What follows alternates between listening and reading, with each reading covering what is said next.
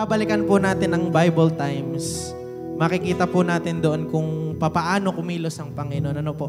Makikita natin doon yung faithfulness niya kay Abraham, kay Moses, kay Daniel, kay Job. Ano po? Makikita natin kung papaano siya kumilos, kung papaano niya ipinakita yung goodness niya sa bawat isa. And up until now, nararanasan natin yung goodness na meron ng Panginoon. Nararanasan natin yung faithfulness na meron ng Panginoon. Kaya po, inaanyayahan ko ang bawat isa na tumayo. And let's take time, para alalahanin natin yung mga ginawa ng Panginoon sa atin. Alalahanin natin yung goodness na ginawa ng God sa atin at yung goodness na gagawin pa ng Panginoon sa bawat isa sa atin. Hallelujah. Praise the Lord.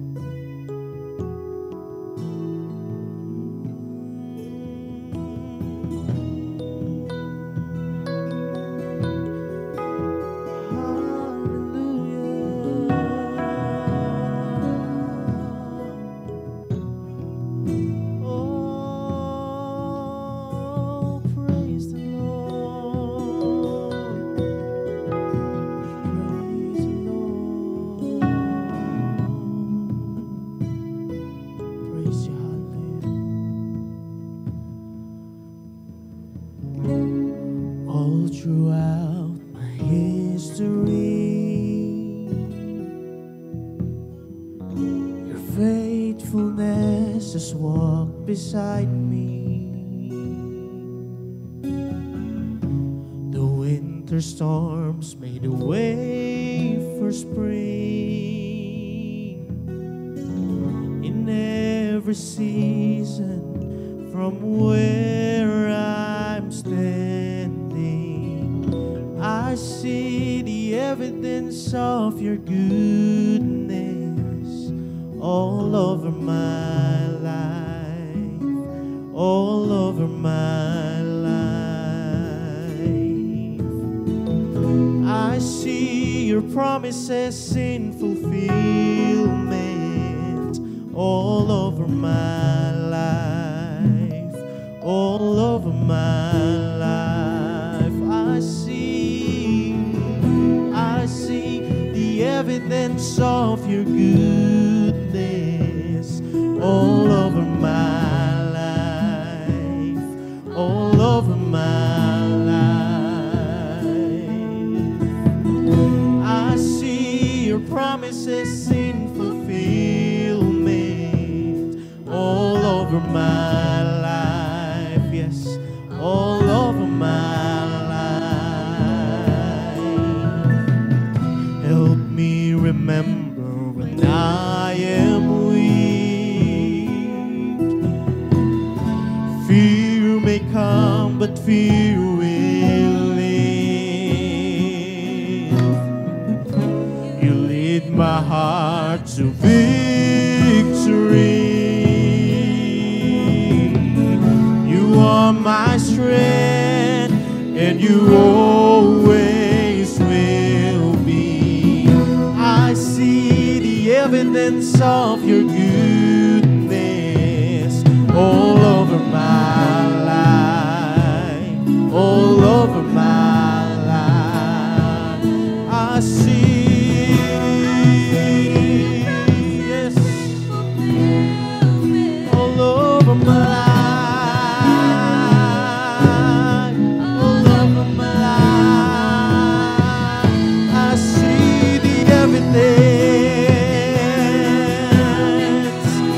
Lord, all over my life, all over my life. I see your promises in fulfillment all over my life, all over my life. It's a fire. I see the evidence. I see the evidence. Yes, all over my life, all over my life. I see your promises.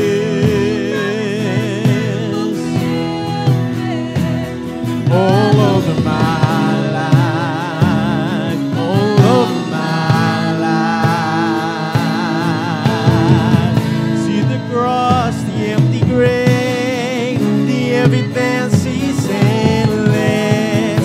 All my sin rolled away because of you, oh Jesus.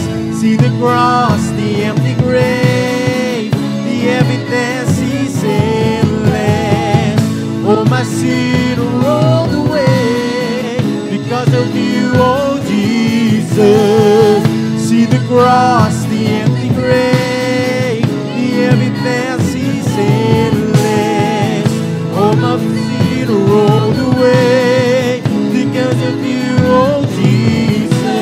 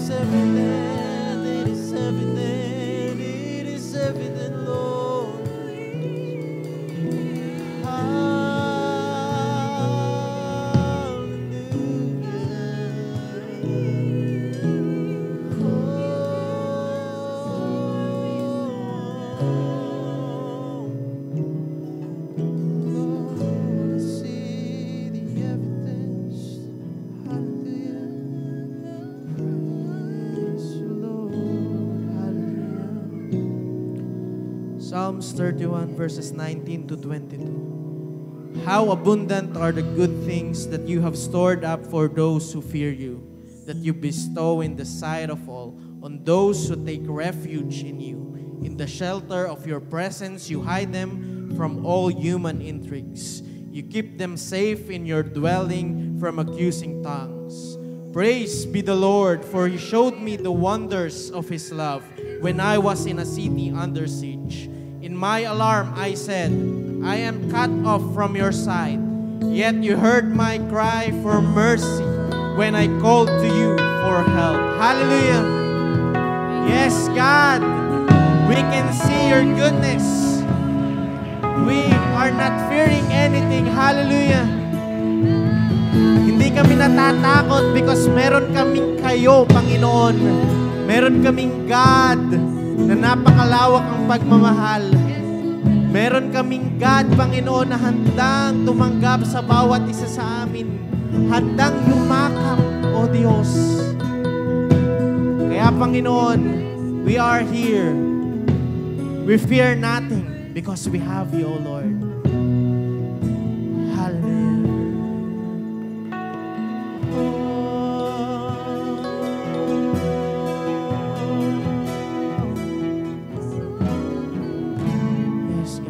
Right now we'll sing, Why Should I Fear? Hallelujah.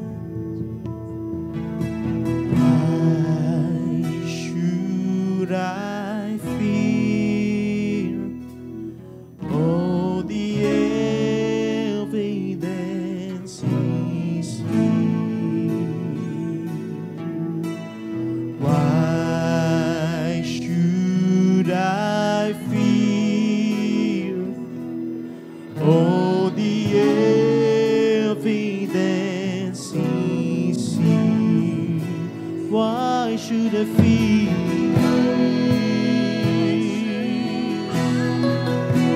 Yes, the evidence is here.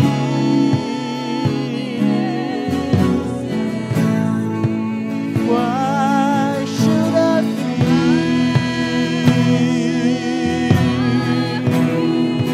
Lord, the evidence of your goodness is here.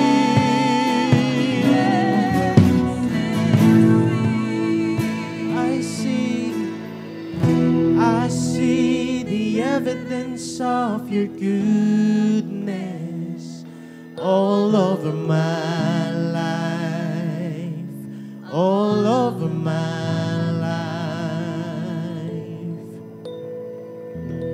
I see your promises in fulfillment all over my life, all over my life.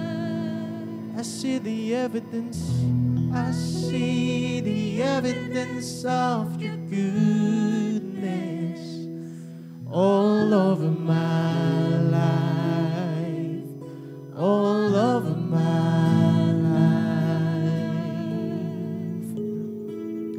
I see your promises in fulfillment all over my life, all over my life.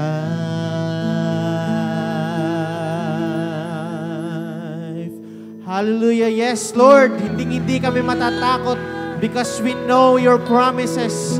Nakikita namin, O Diyos, ang inyong goodness sa bawat isa sa amin. Kaya, Panginoon, we are ready. We are always ready to move for you. Hallelujah. Kaya, Panginoon, patuloy ka naming papupurihan at patuloy ka naming mamahalin. Patuloy naming ipapakita sa inyo ang aming love, Panginoon. Lord, this is our prayer. In Jesus' name, amen. Hallelujah.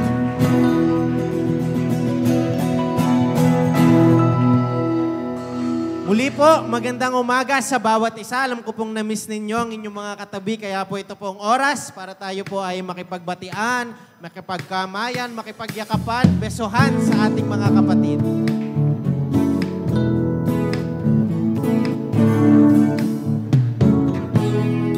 You set me apart, gave me a new heart, filled with compassion, share your river, show me your ways. I want to know you, guide me in truth. My hope is in you, that I may dwell in your house forever, lifting up your name. Dwell in your house forevermore. I'll run into you, my strength and my refuge. Shall be all of my days. I live for you, Lord. Establish my life. There's one thing I ask, that I may dwell in your house forever, lifting up your name. Dwell in your house forevermore. That I may dwell in your house forever, lifting up your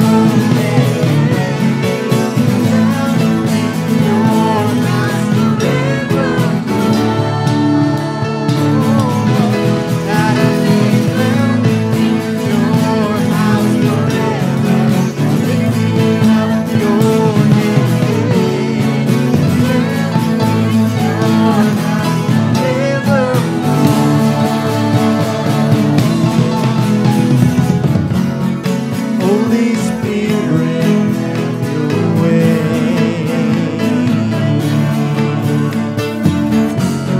Sweet anointing, reach our heart.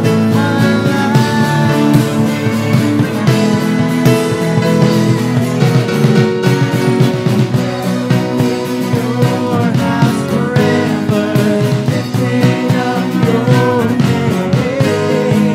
Dwell in your house forevermore. That I may dwell in your house forever, lifting up your name. Dwell in your house forevermore.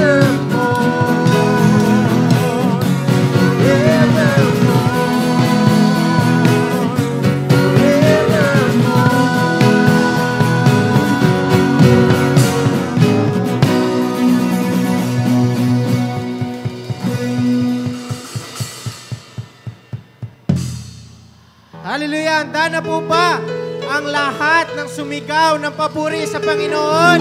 Amen. Ang lahat ay sumigaw ng hallelujah. Hallelujah.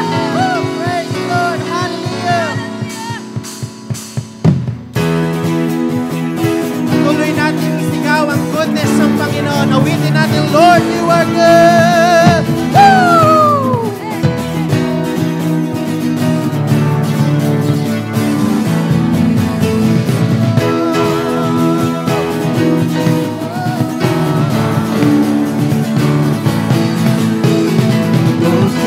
Good and your mercy endureth forever. Lord, you are good and your mercy endureth forever. Lord, you are good. Lord, you are good and your mercy endureth forever. Lord, you are good. Lord, you are good and your mercy endureth forever. Lord, you are good. You are good and your mercy endureth forever. Oh, you are good and your mercy endureth forever. People from every nation and tongue, from generation to generation, we worship you. Hallelujah, hallelujah, we worship you, who you are. You are good. Woo! Lord, you are good. Lord, you are good and your mercy endureth forever. Yes, you are good. Lord, you are good and your mercy endureth forever.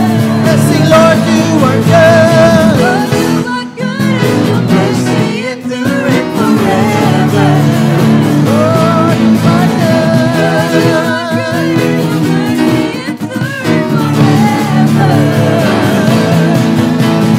People from every nation and time, from generation to generation, we worship you.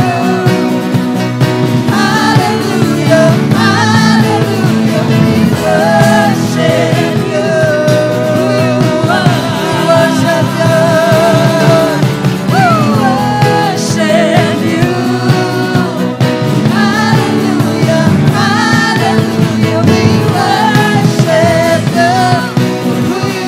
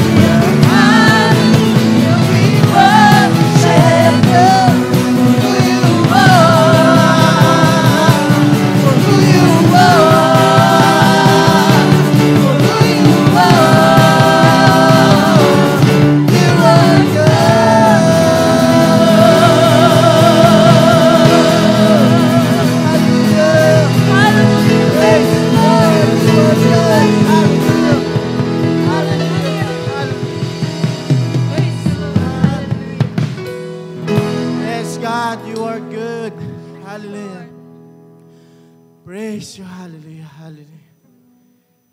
Yes, God. We will sing our love, Panginoon, para sa inyo. We will sing to glorify your name. We will sing, Panginoon, because we love you. Because you deserve to be praised. We worship the King of Kings. We worship the Lord of Lords. Hallelujah. Praise you.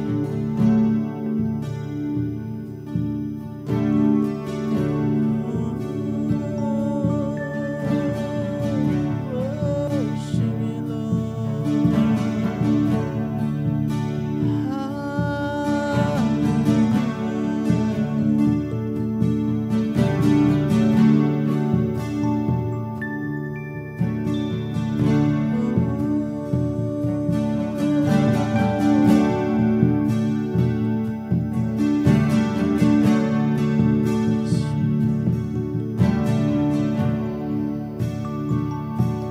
Love you, Lord.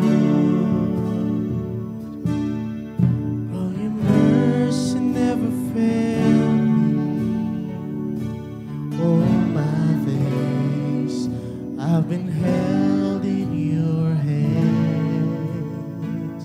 From the moment that I wake up until I lay my head, oh, I will sing of the goodness of God. I love you, Lord. I love you, Lord.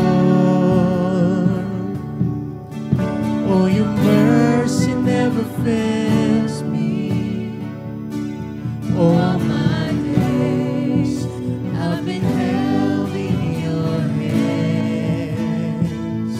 From the moment that I wake up until I lay my head, oh, I will sing of the goodness of God.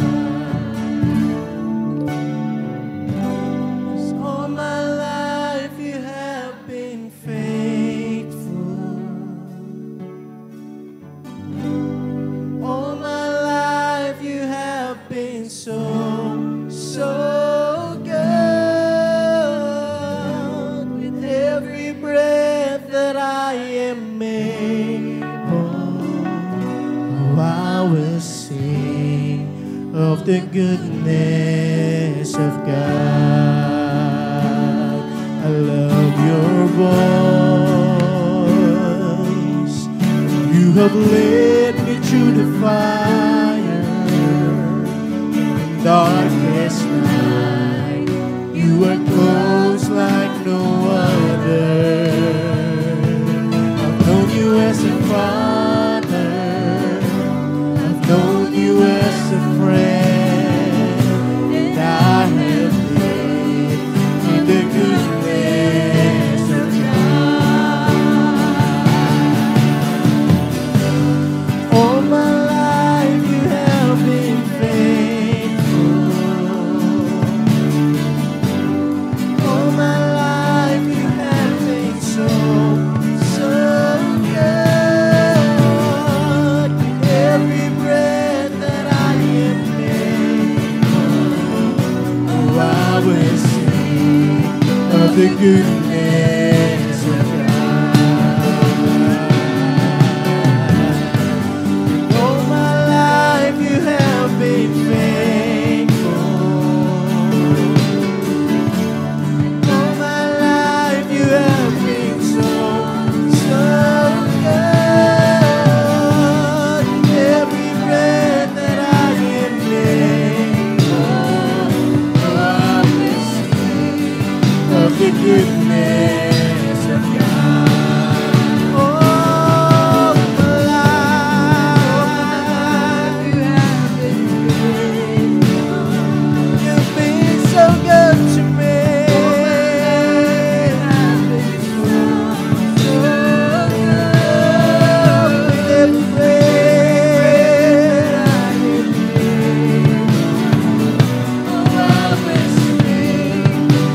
Good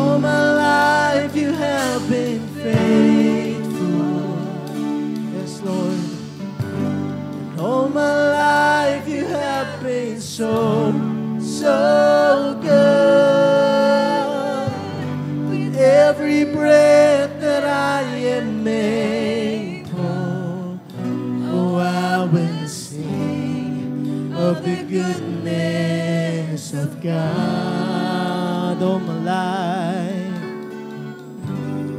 All my life you have been faithful. Yes. All my life you have been so good.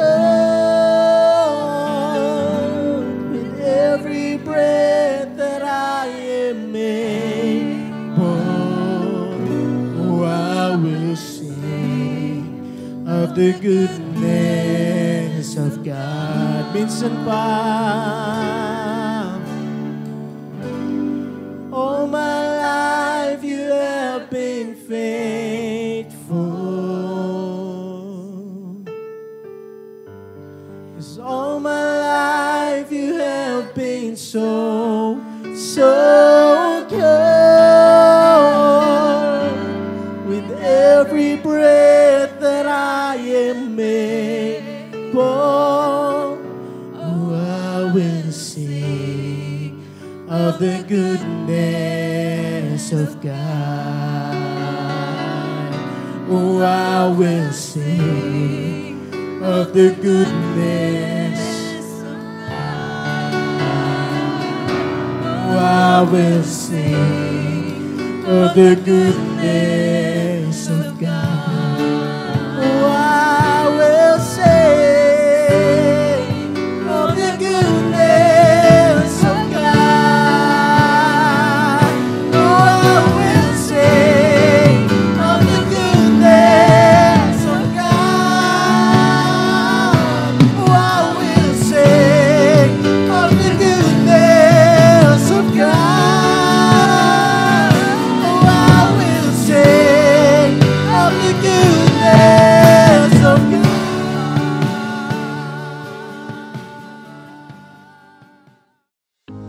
This is Christ Charismatic Fellowship International Incorporated, Sunday Service Online. Here, we get to worship God and listen to His Word together online. And though separated physically, we are still one as church. We are one in the body of Christ. So buckle up and get ready, because up next is the Word of God delivered to us by the CCFI SBB's Associate Pastor, Pastor John David Bautista. For more updates, please follow and like our Facebook page at facebook.com/CCFISBB. You may also subscribe to our YouTube channel and be part of our growing community online. Enjoy the service and God bless. Ipinakita sa atin ng ating God through His Word ang kanyang love and salvation nung na-shed ang blood ni Jesus Christ for you and for me. And He made us totally free from our sins. Binalaya niya tayo sa ating mga kasalanan. These sins na nagiging dahilan upang tayo ay ma-feel natin na we are hopeless. Feeling natin dahil sa mga kasalanan na ito ay God can save us. But the blood of Jesus Christ is always enough and more than enough. Amen? Ang ating mga buhay bilang mga Kristiyano ay sobrang nakaangkla sa kung paano natin nakilala ang Panginoong Jesus. Hindi kasi natin pwedeng sabihin na tayo ay lingkod ng God kung wala tayong personal na pagkakakilala sa ating Diyos. At ang lahat ay nagsimula when we were finally able to see the things that we used to do as the way Jesus sees them. And then we repent from those things. Dati akala natin tama yung buhay natin. Akala natin yung mga dala natin sa buhay natin, yung ipinapamuhay natin, ipinaglalaban natin sa buhay ay tama. But when we're finally able to see or to have this sight, yung parehas ng paningin ni Jesus Christ sa mga bagay-bagay, tayo ay nagsisimulang mabago. Our mindsets, our hearts, our spirit, we are being renewed dahil sa Panginoong Jesus. When we hear the word repentance, we think na patungkol lang siya sa ating mga sinasabi, na kapag prinay mo yung specific prayer of repentance, okay ka na, you're good to go. Basta sinabi mo, basta binuka ng bibig mo, that's repentance. Ano nga ba ang repentance? At Ano yung meaning nito, yung theological perspective na dapat meron tayong mga tagasunod ni Jesus Christ? Today, atin pong i-unlearn yung mga misconceptions about repentance at magsimula na mabuhay ng talagang nag-glorify sa ating God. Tayo pong lahat ay tumayo. Let's turn our Bibles in 1 John 1:5-10. This is the message we have heard from Him and proclaimed to you, that God is light and in Him is no darkness at all. If we say we have fellowship with Him while we walk in darkness, we lie and do not practice the truth. But if we walk in the light, as He is in the light, we have fellowship with one another, and the blood of Jesus, His Son, cleanses us from all sin. If we say we have no sin, we deceive ourselves, and the truth is not in us. If we confess our sins, He is faithful and just to forgive us our sins and to cleanse us from all unrighteousness. If we say we have not sinned, we make Him a liar, and His word is not in us. Let's pray. Father God, kami po ay nagpapakumbaba, lumalapit sa iyo, Panginoon. We thank you for this beautiful day that you have given us, O God, na muli, O God, we are expecting nakikilos ka sa buhay namin. Patuloy-patuloy kang magpakahayag. Through your word, Panginoon, i-reveal mo, Panginoon, kung sino kami, Panginoon. I-reveal mo kung sino ka, Panginoon. At patuloy-patuloy kang mag-glorify sa aming mga buhay. Lord, ikaw po ang mangusap. Itago niyo po ako sa inyong likuran at ikaw magpakahayag sa iglesyang ito. To you we bring back all the glory, honor, and thanksgiving in Jesus' name. Amen. Pwede na po tayong umupo. Repentance. Ang title po ng ating message for today ay True Repentance Beyond Words. Yung word na repentance, lahat po tayo ay dumaan dyan sa stage na yan. Amen?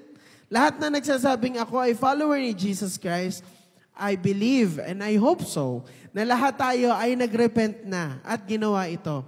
We're even taught in the church that repentance is essential for our salvation. Kung walang repentance, walang salvation. Hindi ka makakapasok sa langit. Sabi sa verse 9 ng ating binasa kanina, 1 John 1:9, if we confess our sins, He is faithful and just to forgive us our sins and to cleanse us from all unrighteousness. Confess our sins. Yan yung repentance. Kapag sinabing nagre-repent ka, ang sinasabi ng 1 John 1:9 ay confess. Ibig sabihin, ibuka lang ang bibig at sabihin, yun ba ang sinasabi? Ngayon po ating pong pag-aralan or i-unlearn, alisin sa isip natin yung mga misconceptions about repentance. Sabi po sa Luke 13:3, I tell you, no, but unless you repent, you too will all perish.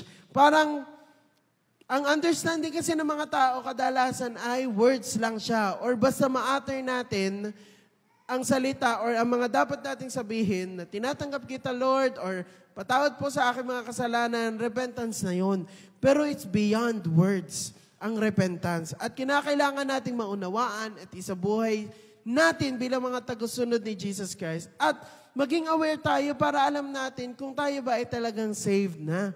Kung tayo ba ay talagang ang ating citizenship ay heaven na. One of the biggest misconception about repentance is that repentance is just a matter of speech. Movement lang siya ng muscles, ng dila natin. Basta gumalaw ang ating bibig at nag-create ng sound na I am sorry, I repent, akala natin ligtas na tayo or nakapag-repent na tayo. Ang biblical Greek word po na primarily ginamit for repentance sa ating Bible ay metanoia and metamelomai. Sabihin niyo nga, metanoia. Metamelomai. This Greek word po, yung metanoia, ang Greek word pong yan is commonly translated as repentance in English. Its literal meaning is a change of mind or a change in thinking. Mindset ang nabago. Nagsisignify ito of a transformative change in one's innermost thoughts, attitudes, and beliefs. It involves a profound shift in perspective that leads to a change in behavior and lifestyle. Metanoia emphasizes a complete turning away from one's previous mindsets or way of life, and embracing a new way of thinking aligned with God's truth and righteousness. So pag sinabing metanoia sa Bible, pag na-encounter natin ang ating Greek Bible in the New Testament, and it says metanoia, ang sinasabi niyan sa atin ay change of mind. Bagong mindset. Mindset ba? Di ba? Yan yung lagi nating naririnig. Kinakailangan magbago ang mindset because when your mind is totally changed, your attitude, your behavior, your life will change. Amen? Kaya ang kinakailangan mabago sa atin ay ang ating way of thinking. Kinakailangan maging bago. And when we repent, we are expected to change our mindset. Hindi lang speech, but a change of mind. Amen? Metamelomai. This Greek word is translated as regret or remorse. Sabihin nyo nga, regret. So parang marubdob na pagsisisi. Metamelomai refers to a deep sense of sorrow or remorse for one's action. It signifies a genuine emotional response to realizing the wrongness or harmfulness of one's behavior.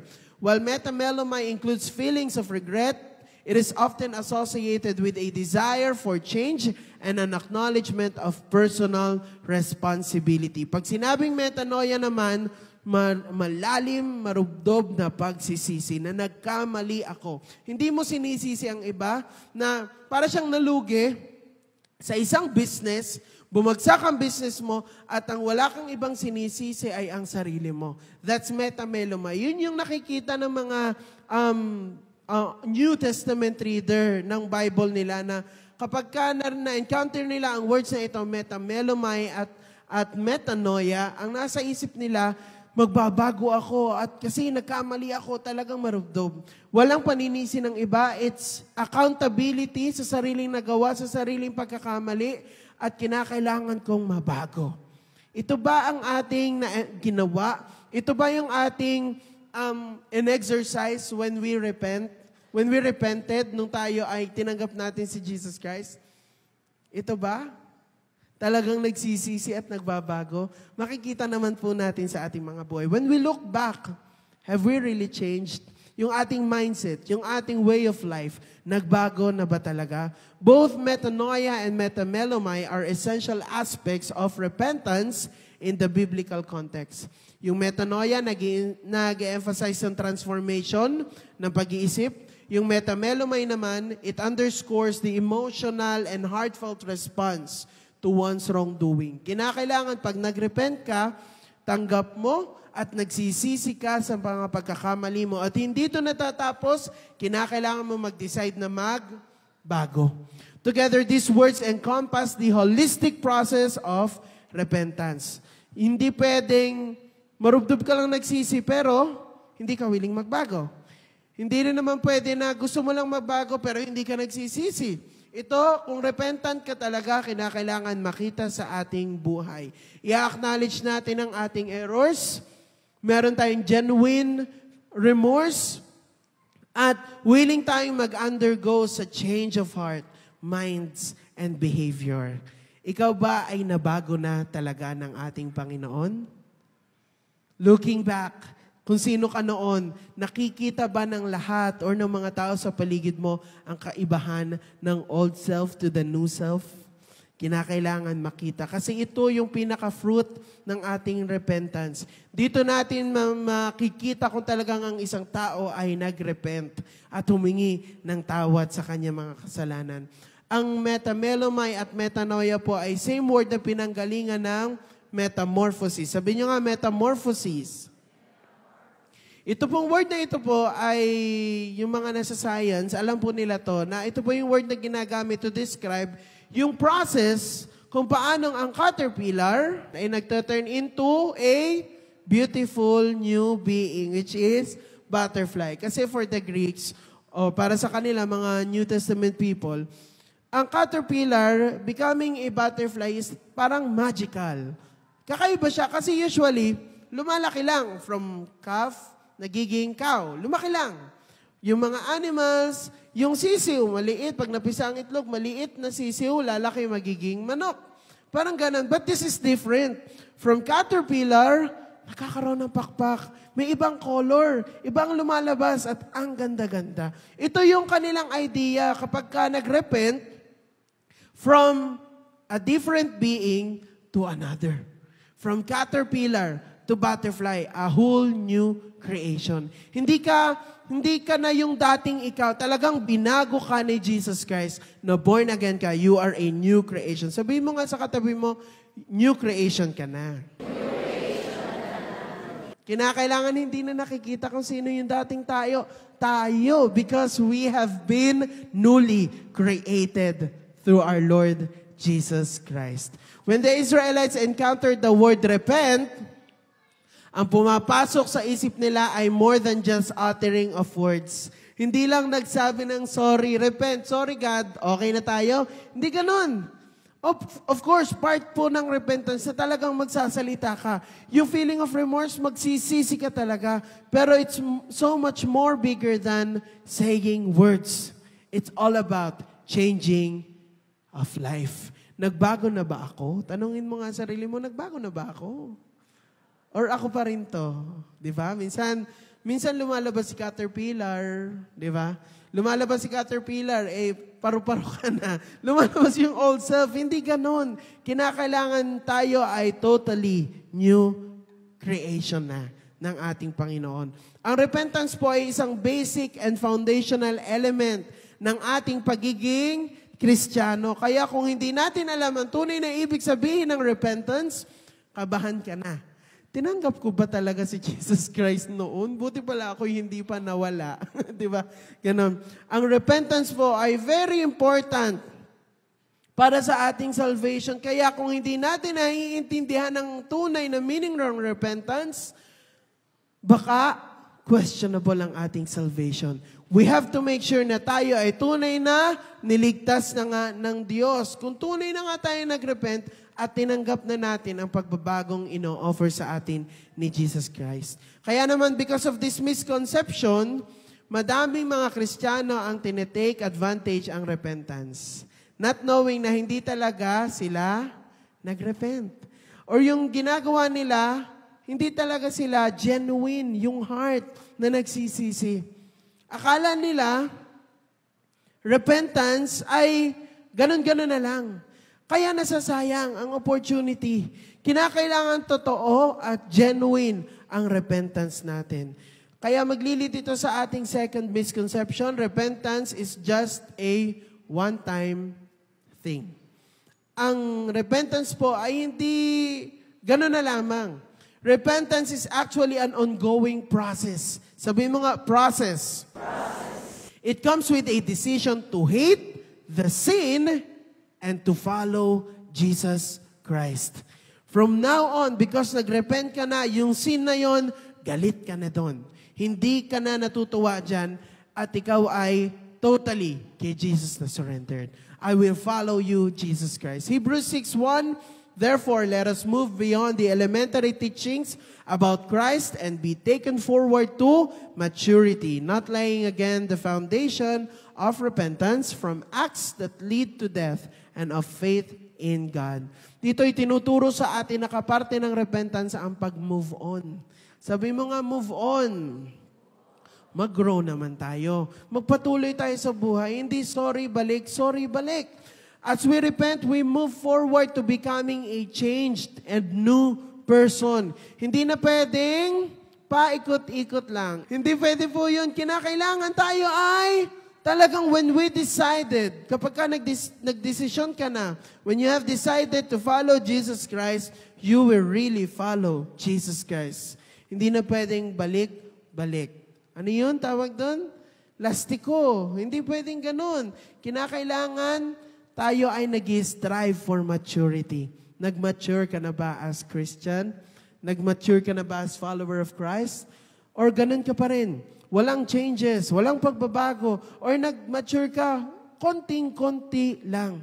Kinakailangan ng maturity natin ay talagang nakabase sa kung sino ang Diyos sa ating pinaglilingkuran. At kung tunay na ang ikaw ay nagrepent sa iyong dating buhay, then makikita yon sa ating pamumuhay, sa ating maturity as Christians. Ang picture po ng repentance ay hindi natatapos sa pag-amin lang. Kasunod nito ang pagdidesisyon na ako'y magpapatuloy. Sabihin nyo nga, ako'y magpapatuloy. Ako'y magbabago. Ako'y lalago. At kikilalanin ko si Kristo. Pero usually, feeling natin, okay na yun. Sinabi ko na sa Lord yung mga dapat kong sabihin. Stop na ako doon. Wala na akong dapat gawin. I don't have to be involved. I don't need to learn more about the Word of God. Pero, kulang. Kinakailangan, pagkatapos ng repentance ay yung ating pagpapatuloy. Yung striving for maturity. Gusto ko yung sinabi ni Charles Stanley, repentance for the unbeliever is for salvation. But repentance for the believer is for restored fellowship. Yung ating third misconception is repentance is a quick fix. Hindi po quick fix lang ang repentance. You repent to be in good terms with God. At sa mga taong nagawan mo ng mali. Hindi ka nagre-repent just to secure a place in heaven or just to feel safe. Kasi minsan, napapansin natin, kunwari, kapag alanganin ng sitwasyon, naranasan ko po, sumakay ako sa, sa EK Tower. Ganon, nandun ka sa taas, magre-repent ako. Kasi talo ako dito pagka nasira tong EK Tower, bagsak. Kinakailangan makapasok ako sa langit. Ganon lang yung mindset natin. Ito, mamamatay na to. Pa-repent. Yung ganon. That's good na tayo nagre-repent, pero kinakailangan genuine yung repentance. Usually, nagiging genuine ang repentance when we are in our deathbed. But, kinakailangan tayo, mismo mga Kristiyano, kung tayo ay tunay na nag-mature, hindi natin aantayin na, saka na pag mamamatay na ako. Or minsan, pag pray mo, Lord, kung mamamatay man ako, gusto ko magkakasakit muna ako para may time ako to repent. Or wag yung biglang, bababangga ako, wala akong time to repent. Saan ang gagaling ang confidence mo? Sa salvation mo. Di ba? Nawawala na. Kaya kinakailangan, maunawaan natin na ang repentance is not just a quick fix. Na basta-basta na lang. Hindi genie ang ating God na, just say the word, bam, okay na. Hindi ganon. If maunawaan natin ang tunay na ibig sabihin ng repentance, hindi na natin ite-take advantage yung pagre-repent na for the same sins over and over again, yun lang ang iyong pinagre-repentan. Yun lang ang pinaghihingi mo ng sorry at hindi ka na nabago-bago. Instead, we are moving forward towards maturity in faith. Again, nag-mature ka na ba? Bilang lingkod ng Diyos? Ito yung process of repentance. Let's go through the process of repentance. Una ay sin. Sabi, for all have sinned. Lahat tayo ay dumaan dito. Sino pong hindi? Uwi na. Okay na po tayo. Lahat tayo ay nagkasala. We transgress God's moral law. Lahat tayo nagkasala. Therefore, we need to repent. At lahat tayo ay makasalanan. Kaya kinakailangan nating humingi ng tawad. Next is guilt. We are declared by God as guilty through the Word of God, through His work sa buhay natin, especially sa Word ng God, doon tayo nagbe-base. Nakikita natin ang moral standards ng God, ano yung kanyang law, ano yung sinasabi ng God through the Bible, and from there, nakikita natin ang sarili natin that we are guilty. Ay, makasalanan ako, I need to change. And there comes conviction. From that, yung guilt, we experience the Spirit's conviction. At ipinapaalam sa atin ng God that we have sinned and we need to do something about it. Hindi mo lang nalalaman na mali ka, guilty ka, alam mong guilty ka, and also may conviction.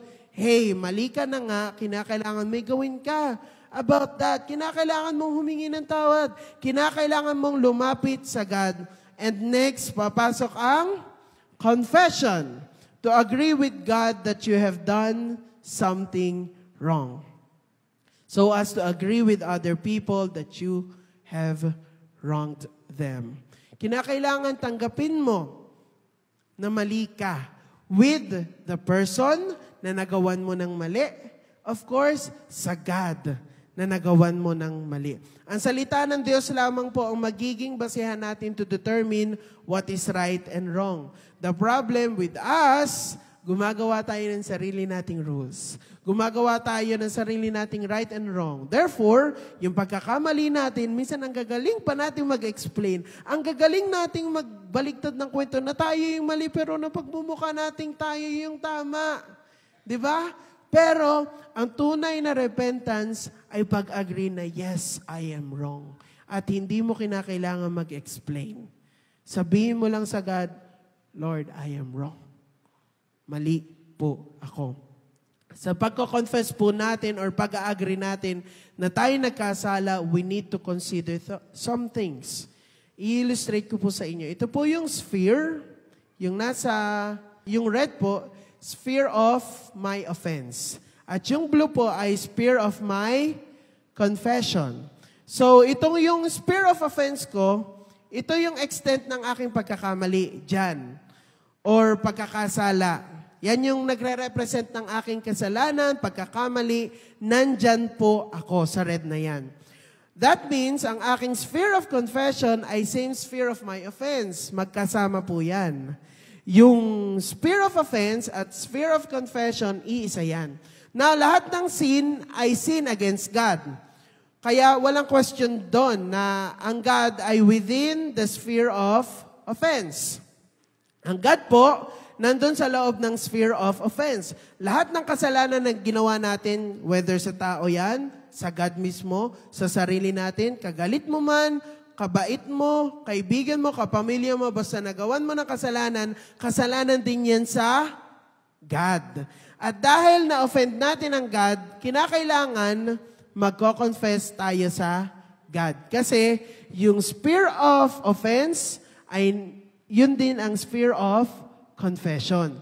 So dahil lahat ng kasalanan ay mali, lalapit tayo sa God for confession, para mag-confess. Ganon din, may mga ibang tao na nandun sa loob ng sphere of our offense. Mga nagawa natin ng mali.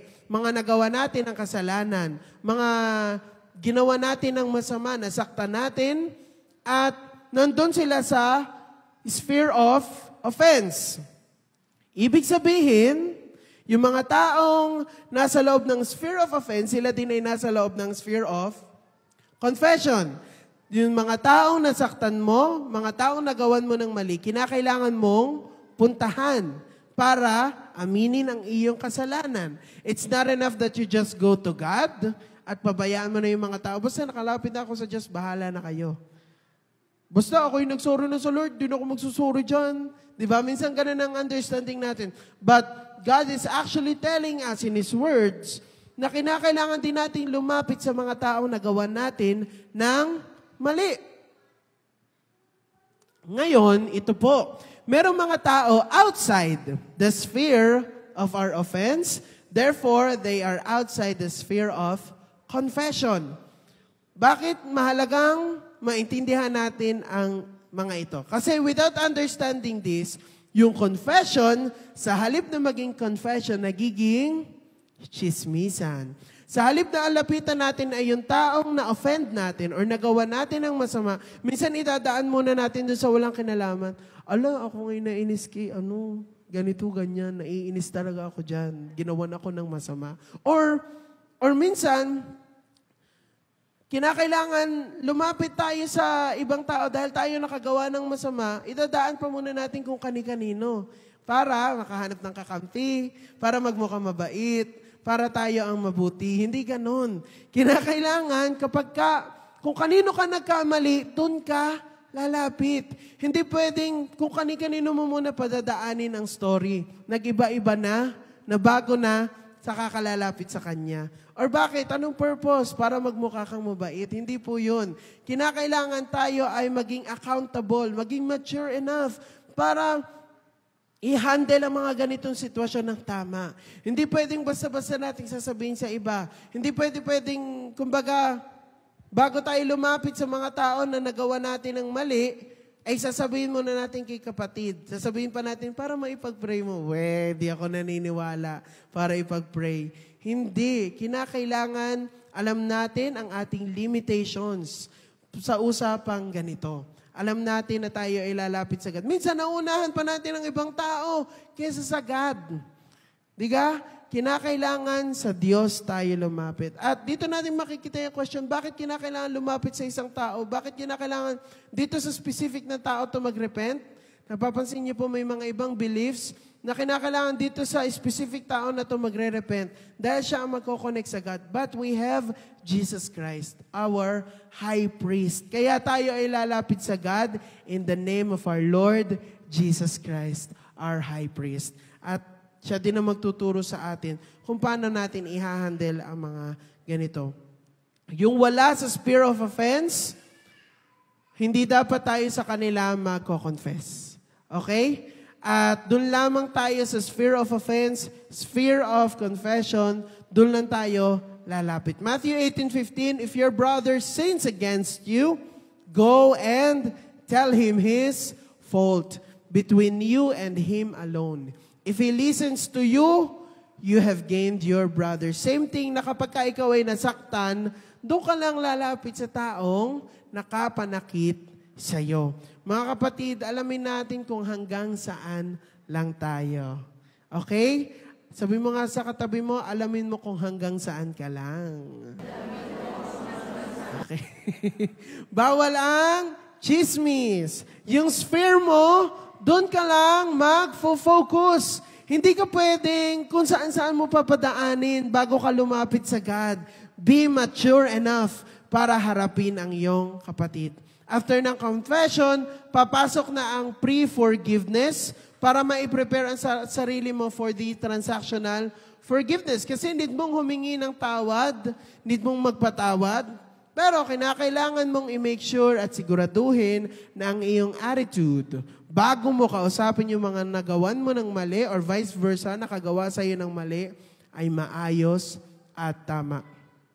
You need to have an open mind. You have to know the purpose of asking for forgiveness at purpose kung bakit kalalapit sa Kanya at sasabihin, nagkamali ka sa akin, di ba?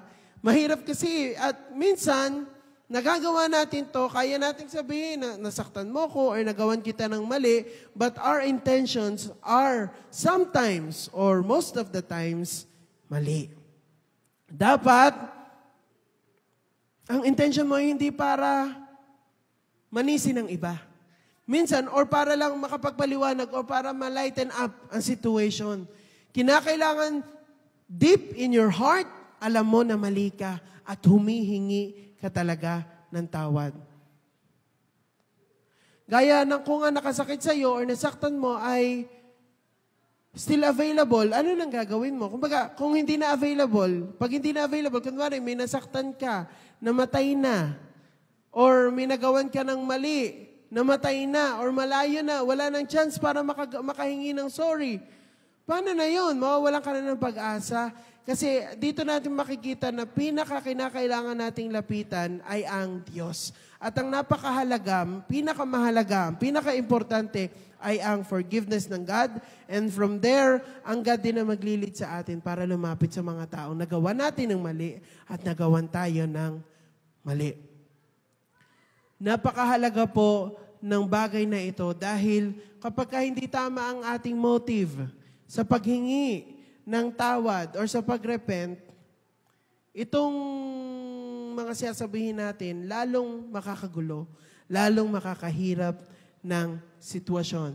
Matthew 6:14-15, for if you forgive others their trespasses, your heavenly Father will also forgive you. But if you do not forgive others their trespasses, neither will your Father forgive your trespasses. Para sa Panginoon, kung tayo ay may pusong willing na magpatawad at humingi ng tawad, tayo yung deserving ng grace ng God. Kaya para sa Panginoon, kaya inis na inis ang God or si Jesus Christ sa mga mapagmataas, sa mga Pharisees, na ang tataas ng standards nila na parang pag nagkamali ka, wala ka ng chance. Pero sila ba ay perfect? Sila ba ay hindi nagkamali ever? Pero ang tingin nila sa sarili nila ang tataas to the point na natatapakan na ang ibang tao. Hindi yun ang gusto ng God. Matthew 5:23-24, So if you're offering your gift at the altar and there remember that your brother has something against you, leave your gift there before the altar and go. First, be reconciled to your brother and then come and offer your gift. Kinakailangan tayo ay talagang genuine na tagasunod ng God. Usually, taas tayo ng taas ng kamay sa church. Hallelujah, praise the Lord. Sa sinasabi natin, Lord, ikaw ang number one. Pero, ang buhay natin, ang dami pala nating kagalit. Ang dami pala nating na-offend. Ang dami pala nating sinasaktan. Ang dami pala mga taong hindi na-bless sa atin. Kinakailangan nating ayusin ang ating attitudes.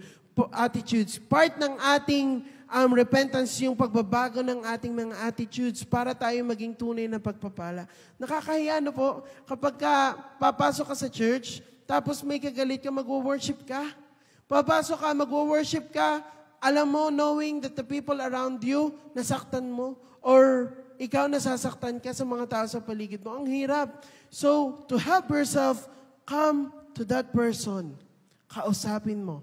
And allow forgiveness or repentance na kumilos sa ating mga buhay. Without a spiritual understanding about this, marami tayo na mga Kristiyano na namumuhay ng puro galit at palaging hinahanap ay hustisya. Laging, siya rin naman, bago tayo mag-repent or bago tayo mapapayag na tanggapin na tayo ay mali, lagi natin nakikita ay iba, ebit siya, ebit ako, ebit sila. Di ba? Hindi lang naman ako. Di ba? Hindi yun ang attitude na gusto ng God. Hindi yun yung repentant heart na dapat nating ipakita sa Diyos. Hindi tayo laging sasabihin na hustisya, dapat lahat, dapat sabay-sabay, dapat sila din. Hindi ganun. Kung ikaw alam mong may mali ka, come to God and repent. Come to God and ask for forgiveness. Hindi natin kailanman ma-own yung ating pagkakasala. Yung hindi tayo magiging responsible sa ating mga kasalanan kung hindi natin kayang unawain ang tunay na ibig sabihin ng repentance. Hindi ka magiging mature enough or accountable about your wrongdoings kung ganito ang ating mindset. Now, yung sphere ng offense at sphere ng confession mo, doon lang din dapat iikot ang sphere of forgiveness. Doon ka lang hihingi ng tawad. Sometimes, again, lumalabas tayo, hingi tayo ng hingi ng tawad kung kani-kanino. Pero doon sa taong mismo nasaktan natin, hindi natin mahingi ng tawad. That's dangerous. You have to be very, very careful. Sometimes, sa'yo na lang ako magsasabi, kapatid, dito kasi nagawa ko kay kapatid, ganyan, para maipag-pray mo. Sa kanya ka na humingi ng tawad. Hindi yun ang gusto ng God. Diba? Hindi tayo kinakailangan dumaan pa kung saan-saan para mapatawad. Diretso sa God at diretso sa taong iyong nasaktan. And next, after ng pre-forgiveness, papasok na ang forgiveness. Hingi ka na ng tawad sa taong nasaktan mo. Unang-una ang God, and then yung mga taong nagawan mo ng mali. Same thing, dun ka lang magdidil sa taong nagawan ka ng mali. Pagka may taong nakapanakit sa iyo, wag mo nang ikwento sa iba. Pag may taong ikaw ay nasaktan, bago mo ipagsabi sa iba, sa Diyos ka muna magsumbong. At lumapit ka sa taong nasaktan ka with the right purpose para humingi ng tawad and to demand na humingi ng tawad ang isang tao. Ephesians 4:32, be kind to one another, tender-hearted, forgiving one another as God in Christ forgave you. And in asking for forgiveness, kinakailangan ang motive mo ay pure and true. Aminin mo na mali ka. You take yourself accountable of your own sins. At yung purpose mo ay para talagang mapatawad. Hindi para mag-defense ng sarili. Mag-defend ng sarili. Kinakailangan alam mo sa sarili mo that you are wrong and not just so you can justify kung ano yung ginawa mong mali. Kinakailangan nauunawaan natin na tayo ay inaamin natin sa sarili natin na tayo ay mali. Lalapit tayo sa isang tao, kadalasan gusto natin lamang ay mag-explain. para ma-lighten up. Pero hindi yon. Sa Panginoon, kung alam natin tayo makasalanan, pag na-reveal sa atin kung sino ang God, and the Word reveals to us kung sino tayo at ano ang ating future without Him, talagang lalapit ka ng talagang helpless na ikaw lang, Panginoon, your forgiveness is all that I need. Ganun tayo. Hindi tayo lalapit ng, Lord, patawarin mo na ako, nagbigay na nga ako ng tithes eh. Hindi ganun eh. Lord, patawarin mo na ako, ang sipag ko naman sa church. Lord, patawarin mo na ako, babawiin ko naman sa ibang mga good works. Hindi ganun. What we need is the grace of God. We cannot demand forgiveness kung atin babayaran yung forgiveness ng God through our good works. Hindi po yun. So we come to God empty. We come to God helpless. We come to God understanding that we can't do anything to save ourselves. Hindi natin kayang iligtas ang ating mga sarili. At kapag ganun tayo lalapit sa Panginoon, then ang kanyang forgiveness ay talagang nasa sa atin. Then your repentance is genuine. At after forgiveness, meron pang post-forgiveness. Ito yung the power of gospel ay neutralize na yung sin, na yung kasalanan mo is wala na. Wala na siyang power over you. Dito natin makikita yung power ng gospel, yung ginawa ni Jesus Christ sa cross for you and for me. As we seek forgiveness, kung genuine, He will be willing to make us blameless again. At kalimutan na ng God. Ganon ang God, na kapag tayo pinatawad niya, wala na. Hindi ka na niya ginajudge. So when we come to, kapag tayo nagpatawad din sa ibang tao, after natin magpatawad, anong attitude natin? Kalimutan na rin dapat natin ang mga transgressions ng ating kapatid. Na kapag tapos na, hindi yung pag nag-away ulit, ibabalik. Lagi naririnig kapag usapang mag-asawa. Nagpatawaran na, pero pagka nag-away ulit, ibabalik yung dati. Di ba dati ganito, ganyan ka? Dati. Hindi ganun ang ating God. So tayo din dapat mag-try na when we forgive, talagang kinakalimutan natin ang kasalanan ng ating kapatid. Amen? Kasi ganun ang God sa atin, na no more judgments. Wala na. Talagang pinapatawad tayo ng God. Ganun ang pagtitiwala niya sa atin. Sabi sa Isaiah 43:25, I am He who blots out your transgressions for my own sake, and I will not remember your sins. Kapag nagkasala ka, lahat ng pagkakamali mo noon, kinalimutan na niya. Kadalasan tayo mga followers si Jesus Christ, tayo pa nagfe-fail. Ang tagal-tagal nang nag-move on ni kapatid, pero tayo yung kasalanan niya, yung pa rin na nakikita natin sa kanya. Ang tagal-tagal na ni kapatid na trinatry na magbago, pero tayo parang wala tayong chance para sa kanya. Natingnan siya kung paano siya makita ng God. Ang tagal-tagal na ni kapatid nag-sorry, hanggang ngayon galit na galit ka pa rin. Hindi nga sa iyo nakagawa ng mali. Ikaw, ang tingin mo, ang sama pa din. Minsan meron tayong mga prejudgments sa mga tao sa paligid natin. May papasok sa church, ano sasabihin natin? Diba? We need to really have this heart, the same as Jesus have. Yung heart ng God sa atin. Tayo nga, paulit-ulit pa rin nagkakasala. Tayo nga, paulit-ulit pa rin sa ating pagkakamali. At lalapit pa rin tayo sa God and we receive forgiveness. Pero tayo sa ating mga kapatid, hindi natin kaya magbigay ng second chance. Hindi natin kaya mag-forgive. Mga kapatid, pagtapos na si kapatid, nag-move on na, sa halip na tayong maging reason para mahirapan sila sa pagpapatuloy, tayo yung mag-push sa kanila forward. Sige kapatid, nagkamali ka, but that's okay. Let's continue. Sige kapatid, minsan kang bumagsak, pero sige, babangon tayo, sasamahan kita. At itong church na ito, dapat yun yung spirit na naiipakita natin sa bawat isa. Na tayo ay merong puso na kagaya ng sa Diyos. Willing na mag-forgive. Ito pong 6 na steps po na ito na aking mention ay particularly about dealing effectively with the sin. And then yung next part po ng repentance, after natin ng repentance, meron pang reconciliation.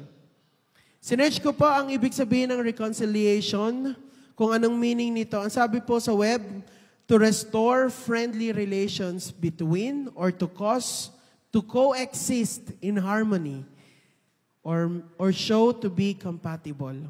Kapag pinatawad mo, next ay kinakailangan may reconciliation. Kapag humingi ka ng tawad, ang next goal ay magkaroon ng reconciliation.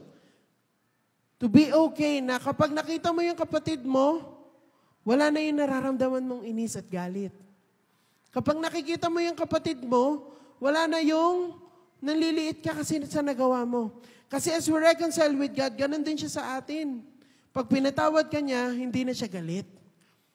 Hindi na siya parang yung lahat, pati yung parusa, na-lift na yun, wala na yun, erase na yun because of the blood of Jesus Christ. Ganon ka-power ang blood ni Jesus Christ. At kung tayo ay namumuhay ng ganon na parang hindi natin kaya mag-move on, hindi natin nakikita ang power ng blood ni Jesus Christ. Yung preach last week, sayang. Dahil hindi natin a-appreciate ang blood ni Jesus Christ kung gaano ito ka-powerful sa buhay natin, sa buhay ng iba, sa buhay ng kapatid mo. Kinakailangan makita ito sa bawat isa. If we fail to understand this, ang result, self-condemnation. Nahihiya tayong lumapit sa God. Tapos na, napatawad na, pero tayo hindi pa rin mapatawad ang sarili. Minsan, ganun. Hirap na hirap tayong mag-move on kasi ang tingin natin, hindi pa nare-reconcile. Pero ito yung ministry ni Jesus Christ, to reconcile us. Na from sinner, back to the original design ng God. From not able not to sin, ibinalik tayo sa able not to sin. Na meron ka na ulit power to choose, to say no to sin. Na tapos ka na doon, binigyan ka na ng power over that sin. Romans 5:10, for if while we were God's enemies, we were reconciled to Him through the death of His Son, how much more having been reconciled shall we be saved through His life? Always remember that in repentance, there is reconciliation. Hindi pwedeng hingi ka ng tawad, sige, pinapatawad na kita, pero wag mo kong lalapitan. Naiinis ako sa iyo. Ganun tayo, di ba? Lumapit sa atin yung mga nagkakasala sa atin, papatawarin naman kita, pero ayoko makita pagmumukha mo, ha? Wow, ang taas naman natin. Hindi ganun ang ating God. Dapat willing tayo to embrace that person again. Na from yung hatred, papawiin ng God. Dahil ganun ang God sa atin. Sometimes sa ibang tao, doon na natatapos sa reconciliation. Okay na, sige, dapat kasi pag reconciliation kasi, wala nang kasalanan, okay na. Okay na tayo. Pag nagkita, ngitian, okay lang din. Pero for God, at sa atin, ng mga tagasunod ng God, we choose to go beyond reconciliation and pursue restoration. Sabi niya nga, restoration. Kinakailangan ma-restore yung relationship. Kasi dating magkaibigan or we were friends with God before, but God, hindi lang tayo pinatawad. Tayo ay, gusto niya ulit ma-restore yung relationship na tayo ay friends, di ba? Yung friendship natin, yung fellowship with God nasira. Ang gusto ng God is not just to forgive us, but to restore the relationship. So dapat, ganun din tayo. Ito yung ministry ng gospel, to restore our relationship with God. Parte ito ng repentance. It is more than just neutralizing the sin, but deciding to build a life together. Sa kapatid natin, sa mga nagawa natin ng masama at nagawan tayo ng masama, kinakailangan mag-decide din tayo to build a life together. Magkasama tayo dito sa church eh. Kinakailangan magiging magkasama tayo sa ministry. We have to build a life together. Acts 3:19-21, repent therefore and turn back that your sins may be blotted out, that times of refreshing may come from the presence of the Lord, and that He may send the Christ appointed for you, Jesus, whom heaven must receive until the time for restoring all the things about which God spoke by the mouth of His holy prophets long ago. Ito yung pinaka-ministry ni Jesus Christ, to restore yung mga nasirang relationship. Hindi lang to forgive hindi lang para alisin yung kasalanan, but yung connection ng man and God ay mabuong muli. Just like in the Garden of Eden. Kaya, kinakailangan willing din tayo makipag-reconcile with our kapatid and i-restore yung relationship with our kapatid. You need to decide, and next, kinakailangan din natin mag-decide to put off the bad behaviors. Hindi pwedeng bubuuin, tapos ganun ka pa rin. Yung ginagawa mong mali, ay uulit-ulitin mo pa rin. Kung tunay kang repentant, kinakailangan mag-decide ka to put off the bad behaviors. The sins that you have made, make sure to decide and pursue that you will never go back to that same situation again. Kailangan na iintindihan natin na hindi natatapos yun sa pagpapatawad lang. Meron dapat desisyon na magbago. Hindi kinakailangan hihingi ka lang ng sorry, tapos pag bumalik ako dun sa kasalanan na yung Lord, bahala ka na ulit.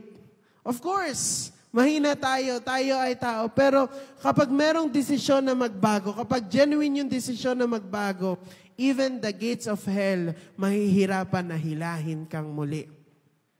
Kinakailangan ikaw mismo magdesisyon na alisin yung kasalanan. Kung tunay na repentant ka at gusto mo ng pagbabago, God, I really repent, kinakailangan kasama sa pagdidesisyon mo na ikaw mismo, ilalagay mo ang sarili mo in a place kung saan mapagtatagumpayan mo ang kasalanan. Hindi yung, Lord, bahala ka na ha, pero ilalagay mo ang sarili mo in a situation. Alam mo ang triggers mo. Alam mo kung saan ka mahina, pero hindi ka makapagdesisyon. At ilalagay mo pa rin ang sarili mo sa mga ganong pagkakataon. Hindi na. Kinakailangan maging malaya tayo. Tunay na maging malaya, and we need to help ourselves. Kinakailangan ingatan natin ang ating, yung binigay na forgiveness ng God, yung salvation ng God. Kinakailangan tayo ay magdesisyon na manatili doon by changing our mindsets, by deciding na yung mga pagkakamali natin ay hindi na natin balikan. Ephesians 4:22-24, you were taught with regard to your former way of life to put off your old self, which is being corrupted by its deceitful desires. Sabi, ay put the old self. Alisin na natin. And allow the Holy Spirit to help us, to change us, to renew our mind. Kasi kinakailangan, next ay ma-renew ang ating isipan. Renewal of mind. Sabihin nyo nga, renewal of mind. If we will continue with the verse, ang sabi doon sa Ephesians 4:22, doon na sa 23, to be made new in the attitude of your minds. Kinakailangan mabago ang ating isipan. And next, kapag nabago na ang ating isipan, nabago na ang ating mindset, you will start to make disciple. Kapag ka ikaw ay nabago na, to put on the new self, sabi dun sa verse 24, to put on the new self created to be like God in true righteousness and holiness, doon ka palang magiging effective sa pag-create or pag-make disciple. Minsan, gustong-gusto nating mag-skip. Lord, gamitin mo na ako. Lord, magpipreach ako. Gagamitin mo ako. Pero ikaw pala mismo, hirap na hirap kang mag-surrender sa God. Ang hirap maging effective po sa ministry. Ang hirap at hindi mo makikita yung magandang pagkilos ng Panginoon kung ikaw mismo sa sarili mo hindi mo siya inaalaw kumilos. Paano sa ministry mo? Paano sa mga kasama mo sa church? Paano sa mga kasama mo sa bahay?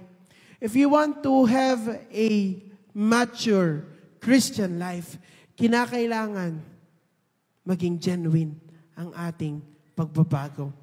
Kinakailangan maging totoo. Yung metamorphosis makita sa atin. Na from different creation, iba ka na ngayon. From a different being, yung old self, inalis mo na ngayon. Hinayaan mo na ang Holy Spirit ay kumilos sa'yo. Therefore, sabi po sa Hebrews 6:1, let us move beyond the elementary teachings about Christ and be taken forward to maturity, not laying again the foundation of repentance from acts that lead to death and of faith in God. This is repentance. It's not just saying, I'm sorry, Lord. Akala natin tapos na. Akala natin, masisecure na natin ang place natin sa langit. If we don't have proper understanding about repentance, iisipin natin na lagi na okay lang na di ako lumalago. Basta okay kami ng God. Okay lang na wala akong ministry, basta wala akong ginagawang masama, wala akong tinatapakang ibang tao. Akala natin ganun lang yun. Okay lang na ganito lang ako, walang growth. Na every Sunday, dito lang ako, upo lang ako, wala akong gagawin.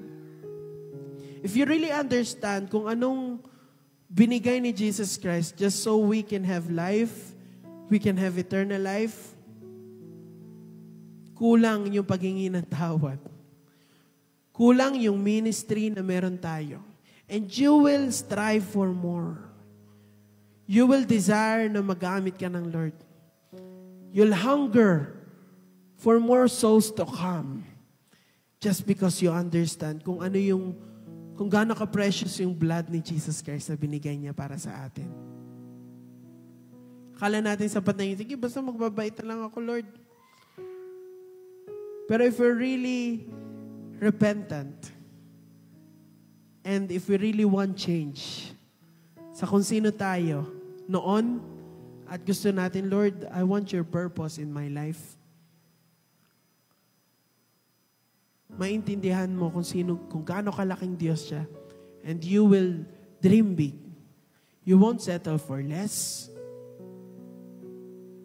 Hindi mo hahayaan na ito na lang ibibigay ko sa Lord. Hindi mo hahayaan na ito na lang ang i-offer ko sa Lord. Ikaw mismo makikita mo na, Lord, kahit ibigay ko ang mundo ko sa iyo, kulang pa sa kung sino ka. But remember that our God is just so gracious and loving. He's always giving us so many chances to come to Him and experience His forgiveness. And if repentance is not genuine, salvation will never take place. Repentance is not just a one-time thing. Repentance is not a quick fix.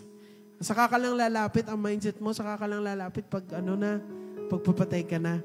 Repent ka ng repent kapag nasa sitwasyon ka kung saan dehado ka. Si Jesus nga, dehadong-dehado nung nasa krus. Ano bang ginawa niyang mali para ipako sa krus? Ano bang ginawa niyang masama? Wala. But He gave His life for you so that you can have hope. Tayo na hopeless. Wala tayong ibang tatakbuhan eh. Wala tayong, kahit anong gawin nating bait, kahit gaano kalaki ang tithes natin, kahit gaano tayo kabait, kahit gaano tayo kapalangitiin, kahit gaano kakahaba ang pasensya sa iba, it won't save you. All the things that you do, they won't bring you to heaven. That's why we come to God in humility and hunger and thirst. And repentance is a lifetime part of yung journey natin. Kinakailangan yung pagbabago, tuloy-tuloy. Opo, minsan babalik. Babalik si dati, lumalabas-labas. Minsan babalik yung mga masama nating ugali noon, yung mga bagay na gusto nating talikuran. But rest assured that the Holy Spirit is always there to guide you. Para hindi ka hopeless na, Lord, hindi ko kaya. Hindi mo pwede sabihin hindi mo kaya dahil kaya mo because the Holy Spirit is within you, working, empowering you, giving you new hope in life. Sabi sa Joel 2:13, and rend your hearts and not your garments. Return to the Lord your God, for He is gracious and merciful, slow to anger and abounding in steadfast love, and He relents over disaster. Kasi, mga Israelita, they have been like tearing their clothes just to show na kami ay repentant. Pero paulit-ulit. Mali. Downward spiral. Papatawarin, wala. Papatawarin, wala. To the point na akala nila ang forgiveness ng God or ang repentant ng God, ang basis ay yung gesture. Just because you torn or sinira mo yung damit mo, hindi ibig sabihin nun ay nagrepent ka na. Kaya ang sinasabi dito, yung heart natin ang ating ibigay sa God. Yung heart natin ang i-offer natin sa Kanya. You may have been, maaring nasabi mo na, nakapag-repent ka, maaring na-utter mo lang through words ang sorry, but are you really willing to change your life for Jesus? And if it's hard, I know mga kapatid, it's hard. Kasi nasanay tayo sa old self. If it's hard, we look unto Jesus. And we allow the Holy Spirit to work in our lives. Ang tunay na repentance, tuloy-tuloy yan. Tuloy-tuloy na nagpapabago. Kapatid, balikan mo ulit kung sino ka noon. Kamusta ka na? May mga tao na okay na tapos biglang wala na ulit. Or maaaring tayo, akala natin just because ang sipag-sipag natin sa church, taas-taas tayo ng kamay, lagi tayo nakikita, nasa unahan, nagwo-work, okay ka pa. Tingin ng iba, okay ka pa. But you know inside you that you're not okay. Come to God. Be repentant. Do it now. Decide now. And have the correct motive. Kikila siya sa ating mga buhay. Tayo pong lahat ay tumayo.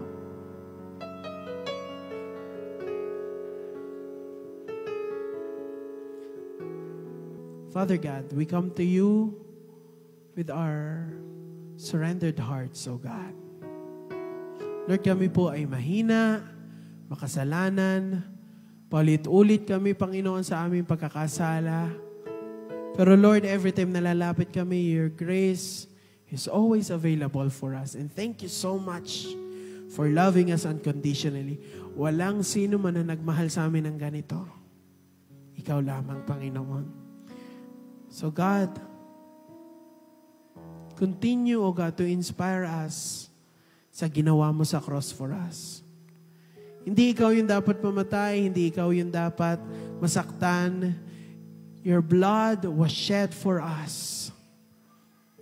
Ikaw na blameless God.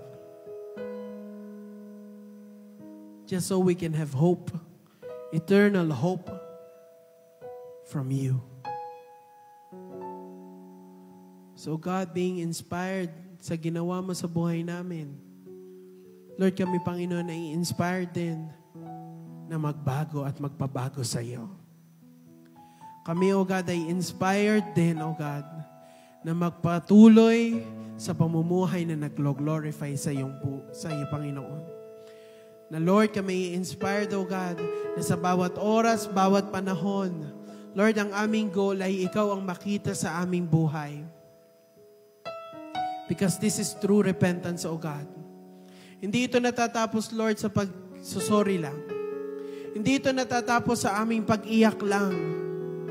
Lord, nais namin makita, O God, ng mga tao sa paligid na truly, you have changed us, O God.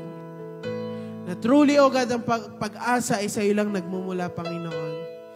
And Lord, there are things, O God, that we are having a hard time letting go. Our favorite sins, O God. Lord, right now, O God, in the power of the name of Jesus Christ, amin po itong kinakast out in Jesus' name.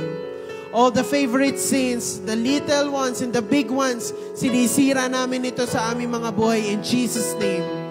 Sinisira namin ito sa aming pamilya in Jesus' name. Sinisira namin ito sa aming church in Jesus' name.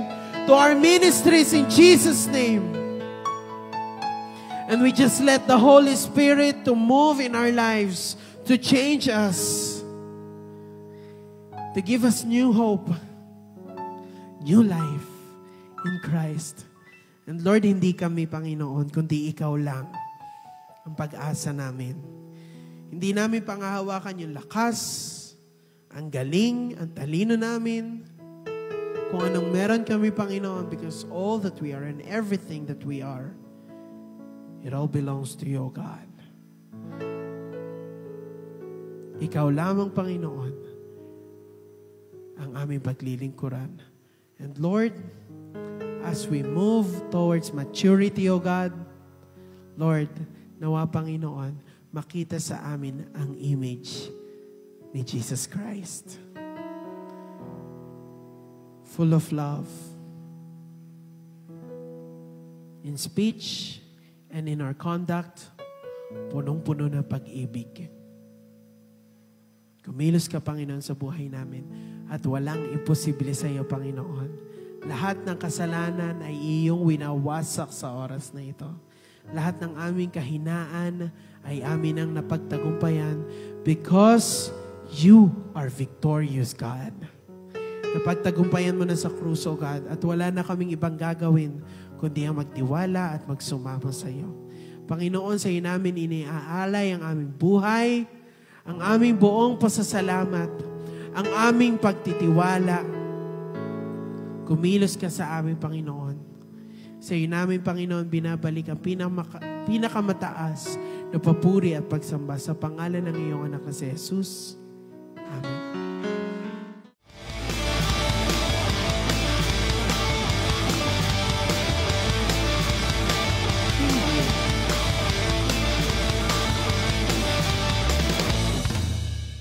Tunay nga po na nakaka-bless ang bawat salitang ibinibigay sa atin ng Diyos. Hindi po ba? Amen po ba? Okay. Pero may tatlo po akong salita na nakuha kay Pastor John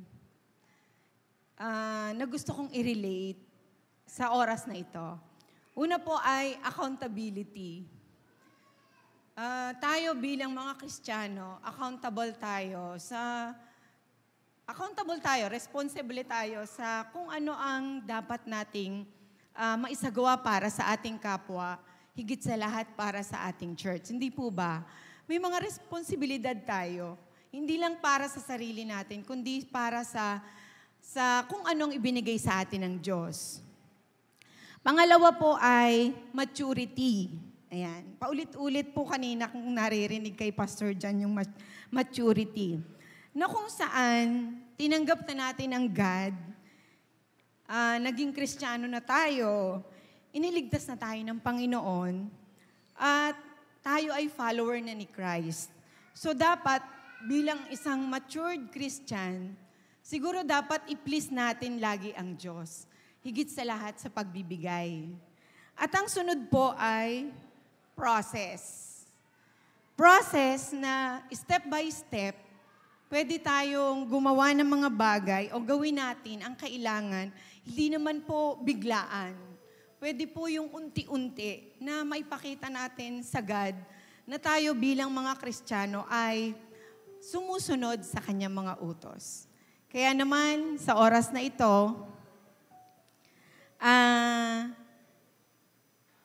magbalik tayo ng pasasalamat sa ating Diyos sa pamamagitan po ng ating pagbibigay.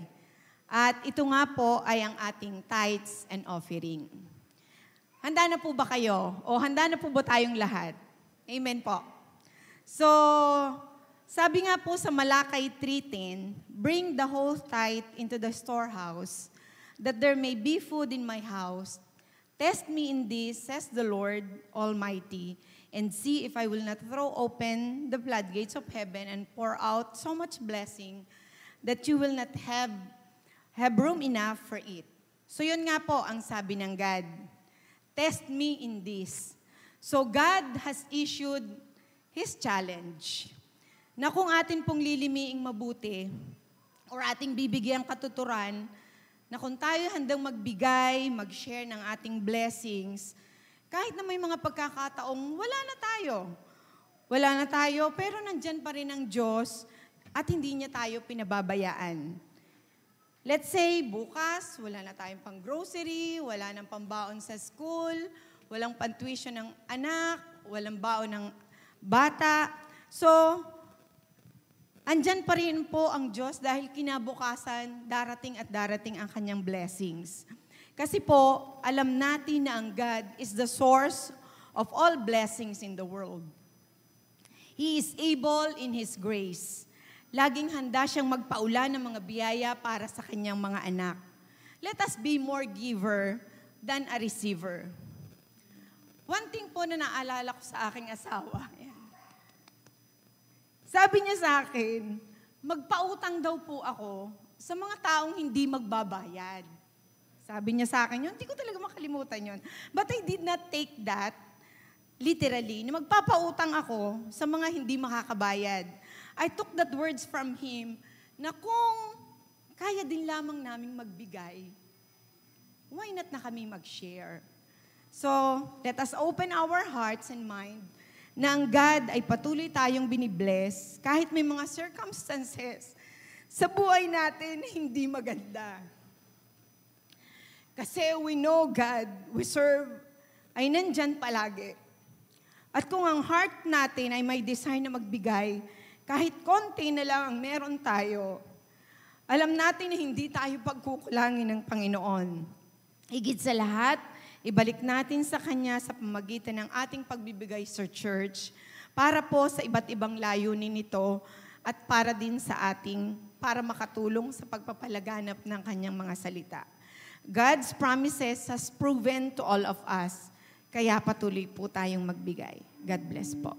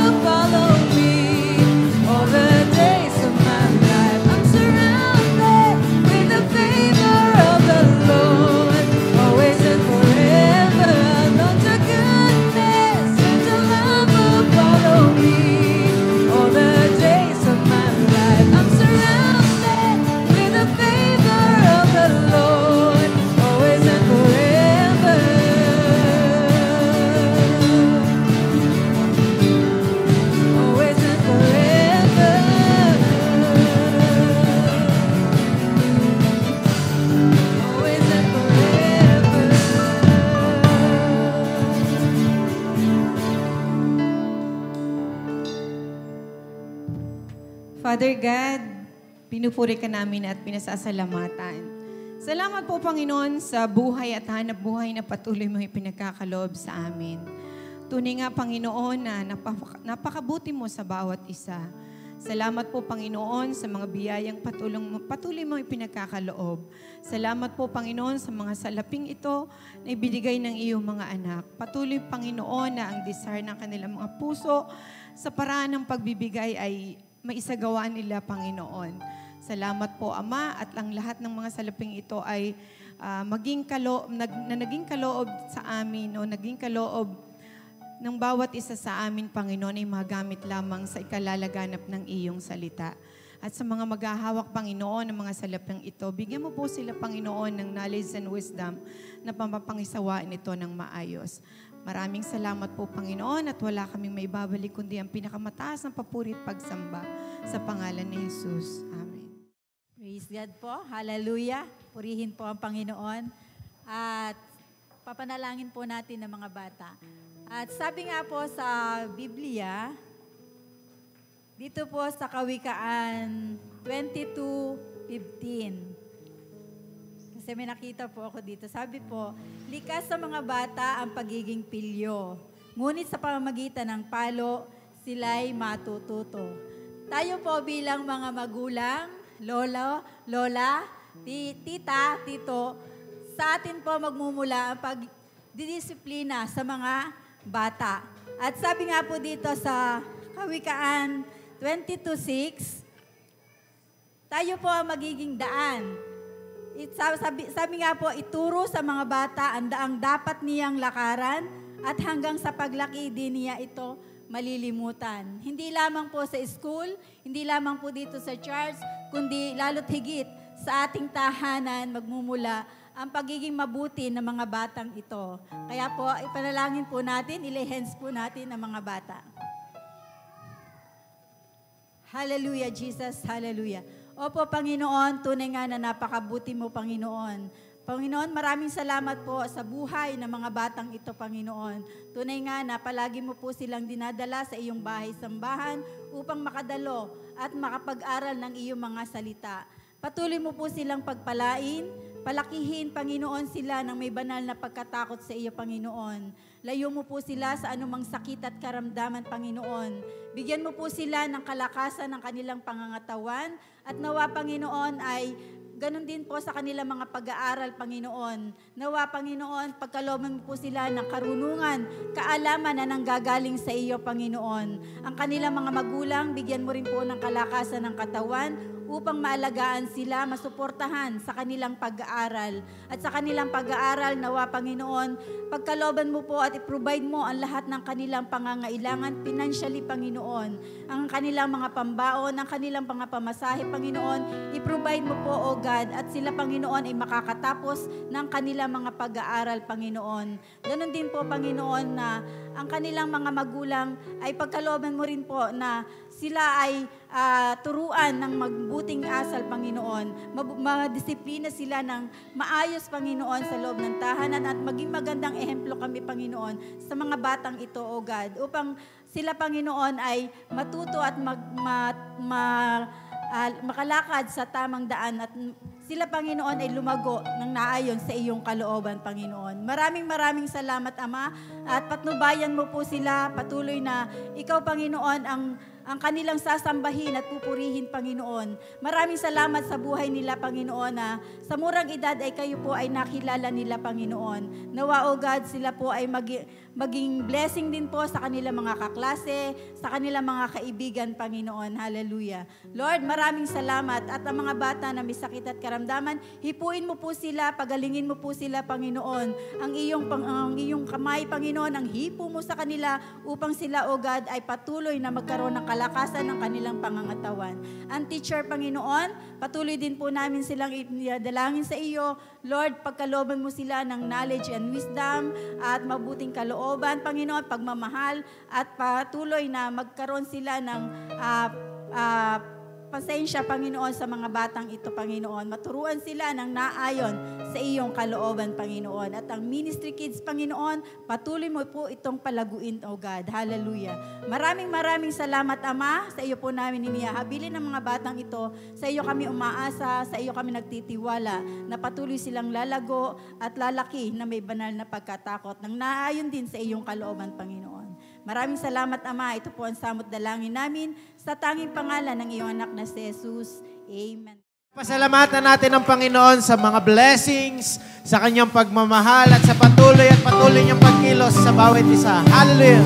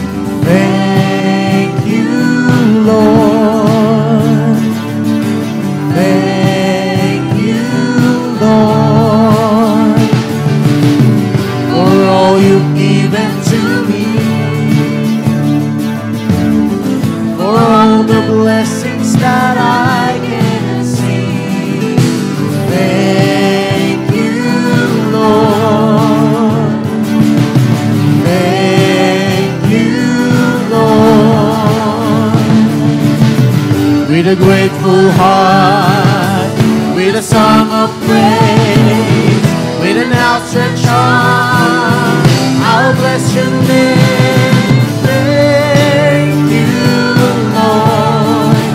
I just want to thank you, Lord. Thank you, Lord. I just want to thank you, Lord.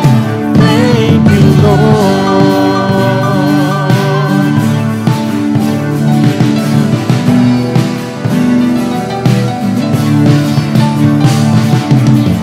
For all you've done in my life, you took my darkness and gave me your light. Thank you, Lord. Thank you, Lord.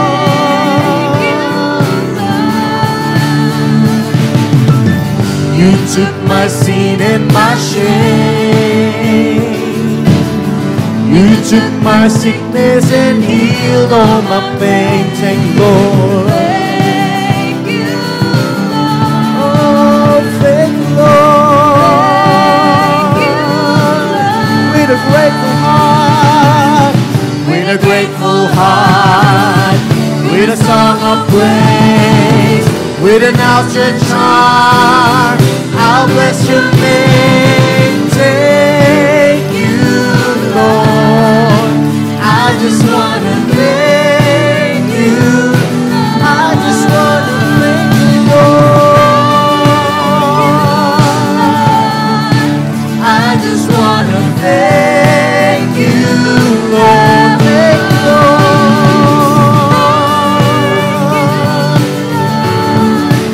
I just want to thank you, Lord. Thank you, Lord. I just want to thank you, Lord. Thank you, Lord. Thank you, Lord.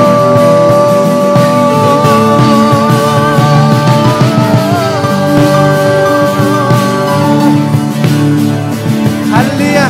Nagmumula sa ating mga puso, sa ating mga awit. Sabihin natin, With a grateful heart, with a song of praise, with an outstretched arm, I'll bless your name. With a grateful heart, with a song of praise, with an outstretched arm, I'll bless your name. With a grateful heart, with a song of praise, with an outstretched arm, I'll bless your name. With a grateful heart, with a song of praise, with an outstretched arm, I'll bless your name. Say thank you, Lord. You, Lord. I just want to thank you. I just want to thank you, Lord. I just want to thank you, Lord. Thank you, Lord. Thank you, Lord. Thank you, Lord. Hallelujah. Thank you, Lord. Thank you, Lord. Hallelujah. Praise Jesus. Opo, Panginoon, ito ang tanging masasambit namin sa umagang ito. Salamat sa iyo na aming dakilang Diyos. Tunay na wala kang katulad.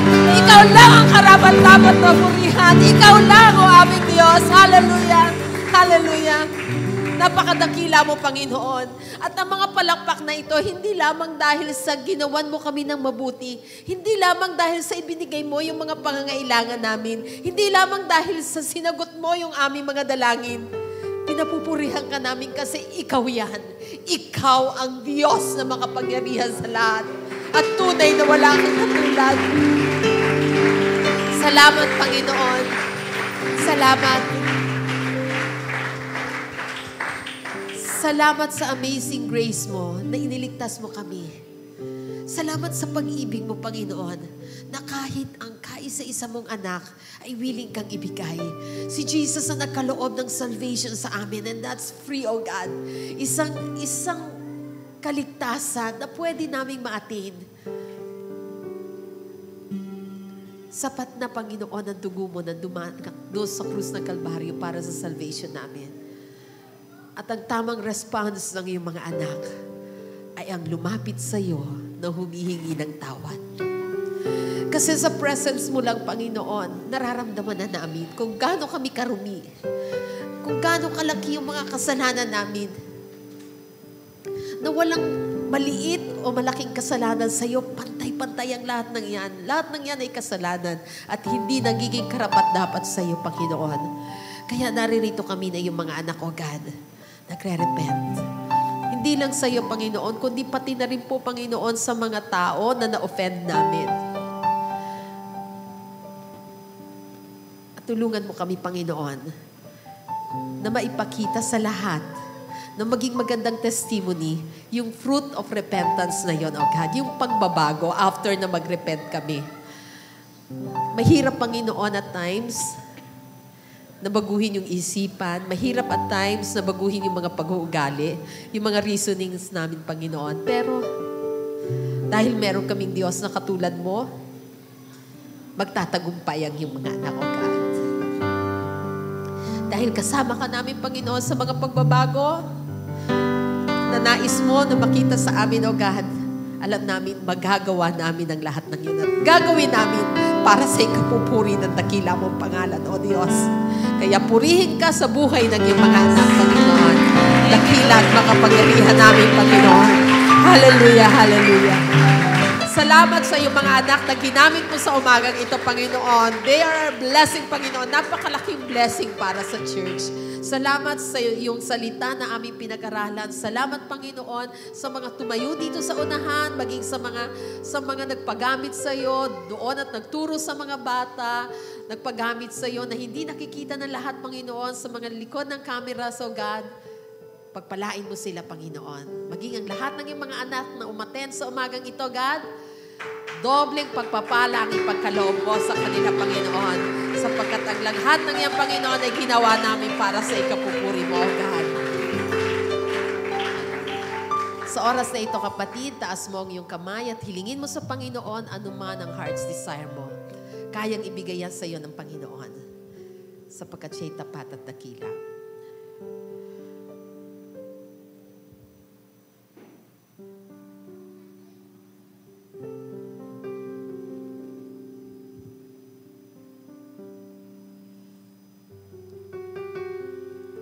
Church, let the word of Christ dwell in you richly, teaching and admonishing one another in all wisdom, singing psalms and hymns and spiritual songs with thankfulness in your heart to God. And whatever you do, in word or deed, do everything in the name of our Lord Jesus Christ, giving thanks to God the Father through Him. And may the grace of our Lord Jesus Christ, the love of the Father, and the communion of the Holy Spirit be upon each and every one of us. Amen.